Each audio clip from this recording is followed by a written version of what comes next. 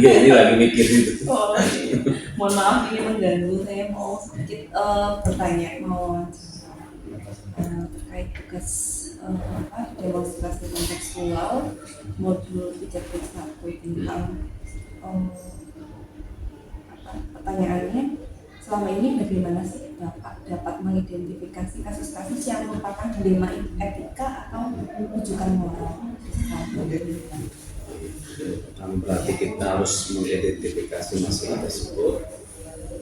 Apakah masalah tersebut itu termasuk dilema etika atau rujukan moral, itu tentu dari nilai-nilainya.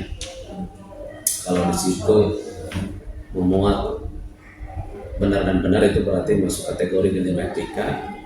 Tapi kalau di situ nilai benar dan salah, nah itu berarti sudah kita kategorikan ke rujukan moral. Seperti itu. Selama ini bagaimana Bapak menjalankan pengambilan keputusan di sekolah Bapak ini, terutama untuk kasus-kasus di mana ada dua kepentingan yang sama-sama benar dan mengandung nilai kebajikan, berarti itu dilema etika nih? Iya. Jadi kalau di dalam permasalahan di mana di situ termasuk ada dilema etika benar sama benar, nah berarti kita harus berpegang pada paradigma, prinsip maupun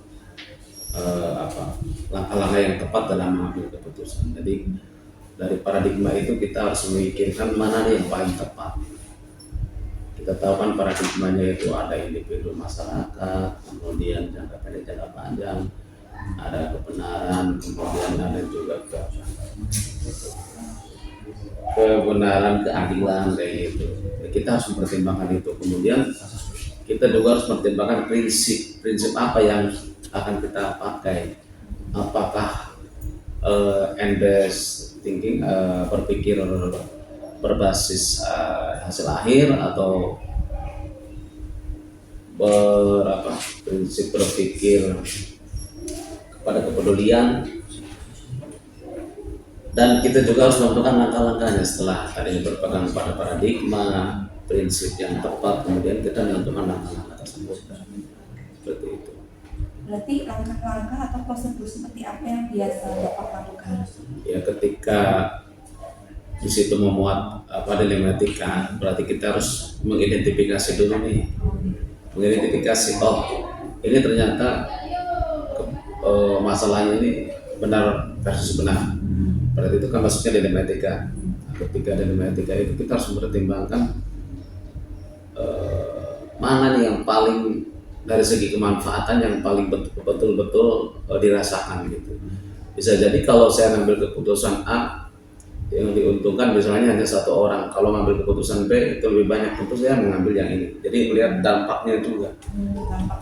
Dampak yang akan dirasakan atau timbul dari keputusan tersebut. Untuk banyak orang. Iya, itu makanya tadi kan paradigmanya individu versus masyarakat, jangka pendek, jangka panjang, ya kan? Seperti itu. Berarti hal apa saja yang selama ini Bapak anggap efektif dalam mengambil keputusan pada kasus-kasus dilema etika? Ya, yang paling efektif. Ya, paling efektif itu ketika kita tadi mempertimbangkan prinsipnya itu. Kita melihat permasalahannya. Ketika kita berpikir kepada hasil akhir, berarti kita akan berpikir ketika keputusan ini saya ambil, ini nanti hasil akhirnya akan seperti apa. Ya, dan maka tentu kita ketika berpikir memegang prinsip hasil akhir, berarti kita akan mempertimbangkan hasil akhir ketika keputusan itu diambil. Tentu dalam hal ini kita akan mengambil keputusan dengan mempertimbangkan hasil akhir yang terbaik dari keputusan ini. Itu terkait dengan prinsip. Tadi ketika terkait dengan paradigma, makanya kita harus mempertimbangkan ini dampaknya yang akan dimunculkan, dampak yang akan timbul ketika kita mengambil keputusan. Ketika kita tadi memikirkan dampak itu lebih luas positifnya, ya itu ketika kita yang akan ambil kayak gitu, seperti itu. Berarti hal apa saja yang selama ini merupakan tantangan dalam pengambilan keputusan pada kasus-kasus dilema etika di sekolah? Itu kalau seperti itu memang tantangannya ke perasaan ya. Jadi ya perasaan, karena ketika saya mengambil keputusan A benar, B benar. Ketika saya mengambil keputusan A, bisa jadi si B itu mungkin merasa dirugikan, walaupun dari satu sisi benar sama benar, betul versus betul. Tapi tadi tantangannya ketika kita mau tegas, yaitu dengan perasaan kita. Kalau perasaan kita apa ya, terlalu baperan kayak gitu, kita akan susah. Bagaimana kita ngambil keputusan, apakah mau yang benar yang A ataupun yang B kayak gitu. Nah, dalam hal ini tadi tantangannya itu tadi, satu dampak ketika kan tentu ketika tadi saya sampaikan di awal, ketika saya menganggap ada mayoritas yang diuntungkan, tapi di situ ada minoritas juga yang mungkin merasa dirugikan. Nah ini tantangannya, ini menghadapi ini, bagaimana memberikan penjelasan yang logis kepada orang yang mungkin merasa dirugikan akibat tadi keputusan yang diambil. Apakah Bapak memiliki sebuah waktu atau jadwal tertentu untuk menyelesaikan kasus dilema etika, atau langsung menyelesaikan di tempat, atau memiliki sebuah jadwal untuk menyelesaikannya, bentuk atau prosedur seperti apa Pak? Ya, kalau untuk penyelesaian kasus dilema etika itu kita tidak ada jadwal ya. Cuman kita bisa membuat jadwal ya, kasuistis. Misalnya ketika saya mau menghadapi si Bu A misalnya, nah, dan itu tidak bisa diputuskan hari ini, tentu kita membuat jadwal.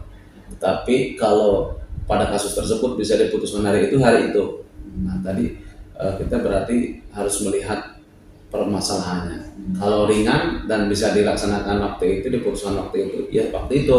Tapi kalau enggak, berarti kita buat jadwal. Tetapi tadi kita selama ini enggak pernah membuat jadwal ya, jadwal untuk membahas terkait masalah-masalah dilema etika. Karena itu kasuistis ya. Kalau ada baru kita diskusikan. Terus ada orang atau faktor apa yang selama ini mempermudah atau membantu Bapak dalam mengambil keputusan dalam kasus dilema etika Pak? Ya tentu dari si kliennya sendiri itu harus terbuka dan komunikatif. Dia harus terbuka terkait permasalahan yang ada, sehingga memudahkan saya untuk mengambil keputusan. Namun sebaliknya ketika dia susah, kita juga susah. Karena apa? Dengan masalah tadi yang tidak transparan disampaikan oleh si klien tersebut, maka saya akan mengalami kesulitan juga mengambil keputusan seperti itu. Dari semua hal yang telah disampaikan, pembelajaran apa yang dapat Bapak petik dari pengalaman Bapak mengambil keputusan dilema etika? Pelajaran yang saya dapat yaitu bahwa ketika kita mengambil keputusan itu, ketika menghadapi kasus yang dilema etika ya, kita harus memberikan satu, jangan terlalu membawa perasaan. Di sini harus tegas, kemudian harus dipertimbangkan dampak positifnya. Dampak positif yang paling banyak itu yang kita ambil. Kayak gitu.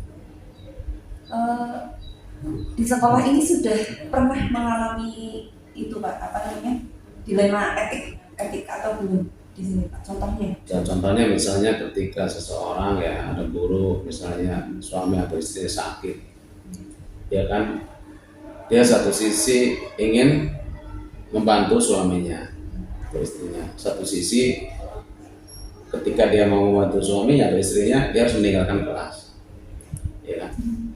Ketika dia meninggalkan kelas, otomatis satu sisi memang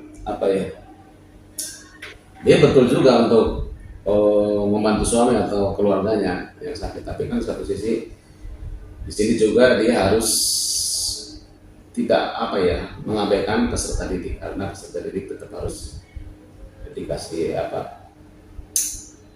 pembelajaran seperti itu. Nah, ketika itu maka kita harus tadi pandai-pandai bagaimana memutuskannya, dan itu memang saya yakin tidak hanya di sini, beberapa sekolah itu terjadi seperti itu. Contohnya seperti itu. Keputusannya apa Pak yang diambil sama Pak? Ya keputusannya kalau itu memang dilihat dulu, kalau memang si guru tersebut misalnya suami atau istrinya dia darurat dan tidak bisa dihandle oleh orang lain, ya saya kasih izin. Tetapi si guru tersebut jangan lupa memberikan tugas Hmm. di kelas tersebut gitu. Jadi dua-duanya ya terpenuhi seperti itu. Oke. Terima kasih atas waktunya Bapak.